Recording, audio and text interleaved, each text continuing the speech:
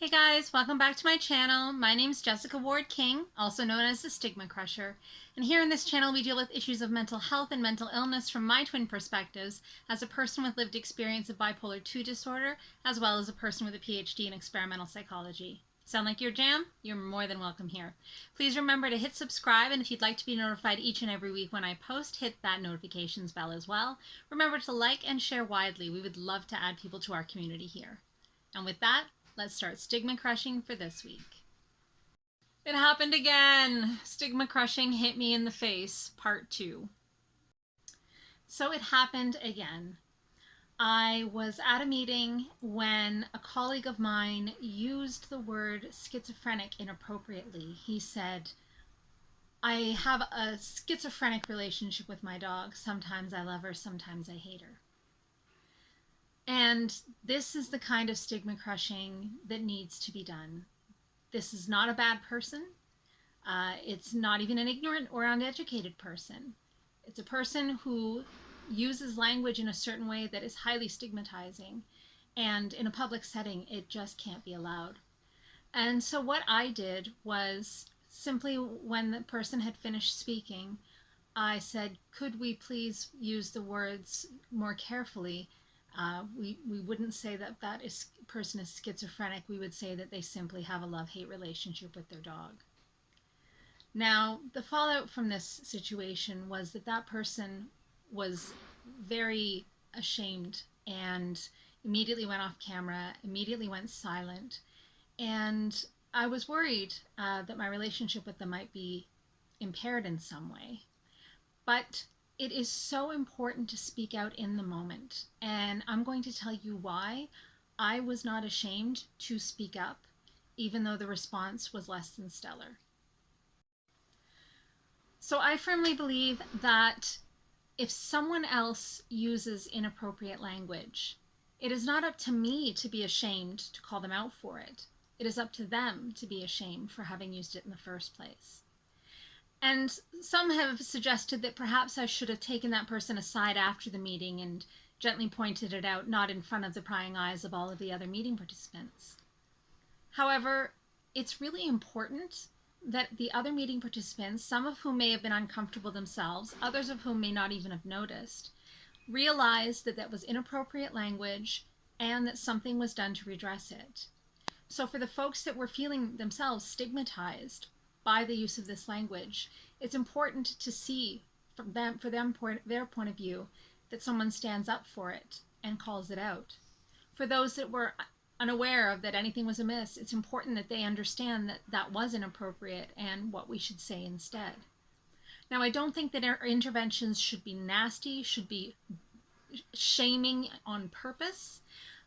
Simply a statement that that's inappropriate language and here is the more appropriate language so that everyone knows what to say instead, and then move on. If you do it after the fact, then you run the risk of either that person having to go back to all of those folks in the meeting and make an apology and it being a very big thing, or you run the risk of nobody else in the meeting knowing that it was ever addressed. And if we're going to crush stigma in society, we can't do it quietly. We're not stigma whisperers, we're stigma crushers. It's important to take note of what's gone wrong in that instant and make sure that everybody in the room is educated as to what is the more appropriate way to speak. And so after this all went down, I did contact the person personally, and they confirmed that they would have preferred that I would have spoken to them privately. But that just indicates to me that they were not unreasonably ashamed of what they had said. And of course, shame seems all the more amplified when it's in front of a lot of people.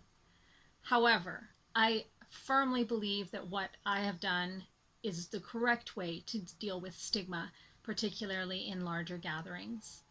It needs to be called out, and the person doing the calling out doesn't need to be the one that feels ashamed. That person hasn't done anything wrong. That person is simply trying to crush the stigma. And so I made a video like this back when I first started my channel. about a very similar situation where I was in a meeting and a senior leader used again the term schizophrenic to describe senior leadership in that particular instance, that sometimes they were hot, sometimes they were cold. And I called it out at that point as well. And this is actually something that doesn't happen infrequently at all. It does happen regularly in regular life, because people are only starting to understand that the words that they use that describe mental illness are very stigmatizing, even if they're not using it in that way. So the argument could be made, well, obviously they were just using the English word schizophrenic because of the connotations of it being, one thing and then the other completely different thing. Which, I mean, arguably doesn't really describe schizophrenia at all, but nonetheless, you could say they were just using an English word, just in the same way you would say, I'm so depressed or I'm so OCD. But of course, that's exactly what we're trying to crush here. We're trying to make sure that the clinical words and the words that we use to describe mental illness are not then used as negative or pejorative terms to describe something else, because that then reflects back on the mental illness. The listeners in this case get the idea that being schizophrenic is something that's undesirable and something that doesn't make any sense. And that's certainly not the impression that we want to give. We want to use words like schizophrenic or depressed or OCD or PTSD in their clinical way that describes illnesses, and not in a more flippant way that is like an adjective or an adverb to describe, some other life occurrence.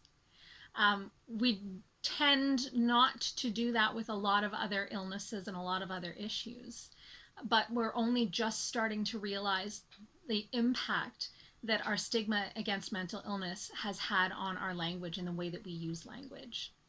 I'm sure that if you pay attention, you will hear many, many times people using the word crazy, psycho, OCD, PTSD, depression, schizophrenia, that you will hear people using these terms flippantly and to describe things that are negative. It happens all the time. Crazy has to be the top number one thing people use. When they're using the word crazy, what they're really meaning to indicate is not mental illness. It is in fact something that is out of the ordinary or doesn't make sense. But again, we don't want those connotations to reflect back on crazy and make people that are struggling with mental illness feel shame and feel stigmatized. That's exactly what we're trying to fight against. And so I stand by my decision to call stigma out whenever I see it, regardless of who says it, be it a senior leader, be it a colleague, be it, in this case, my boss.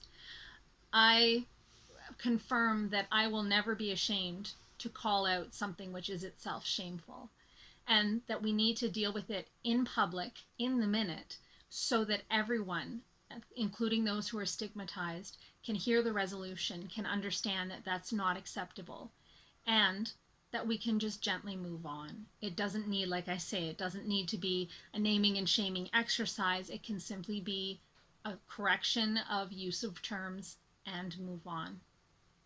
So I hope this is helpful for you if you find in your life that you are in that situation where you need to crush stigma, and you will know it because you will feel very uncomfortable by what has been said and the words that have been used, and that it will empower you to be brave and to stand up and to speak out, and to know how to speak out gently and in attempting to make sure that everyone at the table is learning, not naming and shaming. And of course, when you do leave that room, remember to reconnect with the person who was the offender in that case, so that you can explain why you've done what you've done and repair that relationship if there's been any rift. That's it for me this week, you guys. Take care. Bye. StigmaCrusher.